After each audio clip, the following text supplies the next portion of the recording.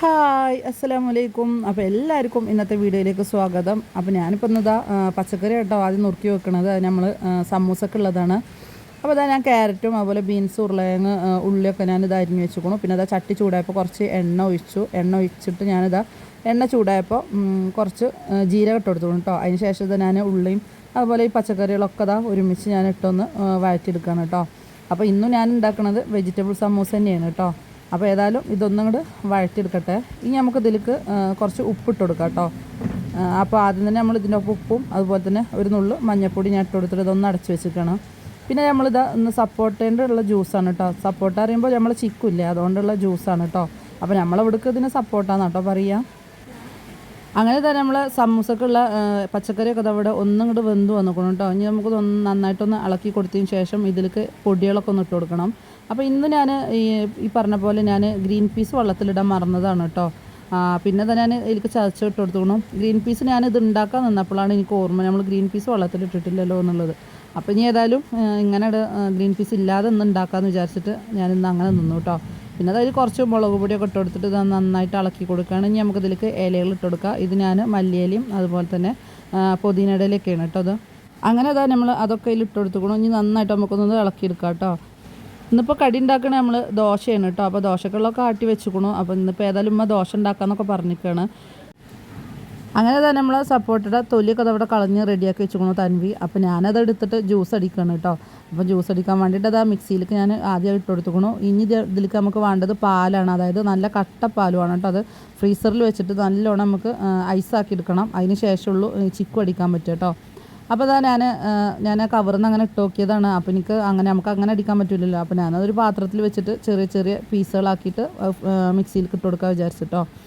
അപ്പോൾ നന്നായിട്ട് ഇത് ഐസ് ആയിക്കണം കേട്ടോ. അപ്പോൾ നമുക്ക് ഇങ്ങനെ അടിക്കുമ്പോൾ എന്താണെന്ന് വെച്ച് കഴിഞ്ഞാൽ നല്ല കട്ടിയിലായിട്ട് നമുക്കിത് ജ്യൂസ് കിട്ടും. അപ്പോൾ ഏതായാലും ഞാനിതൊന്ന് കഷ്ണങ്ങളൊക്കെ ആക്കിയെടുക്കട്ടെ.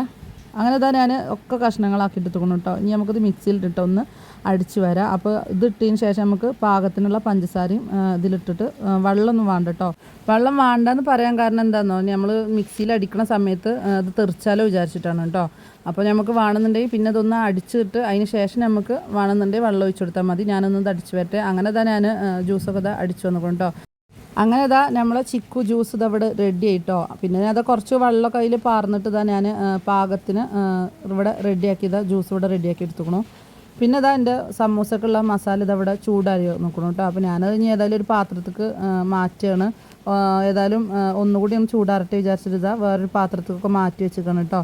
പിന്നെ അത് നമ്മളത് പുതിയ പാക്കറ്റ് ഓല വാങ്ങിയതാണ് കേട്ടോ. അത് നല്ല ഓലയാണ്. ഇതിൻ്റെ മുന്നേ വാങ്ങിയത് ഇങ്ങനെ മടക്കുമ്പോഴത്തേന് തന്നെ അങ്ങോട്ട് പൊട്ടിയിരുന്നു കേട്ടോ. അപ്പോൾ ഇത് നല്ല സോഫ്റ്റായിട്ട് നമുക്ക് മടക്കാൻ പറ്റുന്നുണ്ട്. അങ്ങനെ തന്നെ ഞാൻ സമൂസക്കുള്ള ഓലയൊക്കെ ഇതാ ഇവിടെ ഇങ്ങനെ ചിറ്റിയും കൊണ്ട് നിൽക്കുകയാണ്.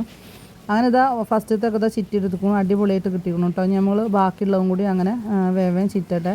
പിന്നെ നമുക്ക് സംഭവം എന്താണെങ്കിലും ഇതിലേക്ക് ഗ്രീൻ പീസ് വെള്ളത്തിലിടാമെന്ന് മറന്നാട്ടോ. ഗ്രീൻ പീസ് ഉണ്ടെങ്കിൽ ഒന്നുകൂടി നമുക്ക് സമൂസ നല്ല ടേസ്റ്റ് ഉണ്ടാവും കേട്ടോ. സംഭവം എന്താണെങ്കിലും ഞാൻ ഗ്രീൻ പീസ് ഏതായാലും വെള്ളത്തിലിടാൻ മറന്നു. ഇനി അടുത്ത പ്രാവശ്യം നമുക്ക് ഉണ്ടാക്കുമ്പോൾ ഗ്രീൻ പീസൊക്കെ ഇട്ടിട്ട് ഉണ്ടാക്കാം കേട്ടോ. അപ്പോൾ ഏതായാലും ഇനി ഞാൻ ബാക്കിയുള്ളതും കൂടി ഒക്കെ ഒന്ന് ഇങ്ങനെ ഉണ്ടാക്കിയെടുക്കട്ടെ. പിന്നെ ഞാൻ എപ്പോഴും പറയണ പോലെ തന്നെ എൻ്റെ വീഡിയോ നിങ്ങൾക്ക് ഇഷ്ടപ്പെട്ടുകൊണ്ട് എല്ലാവരും മറക്കാതെ സബ്സ്ക്രൈബ് ചെയ്ത് കാണുന്നുണ്ട് കേട്ടോ.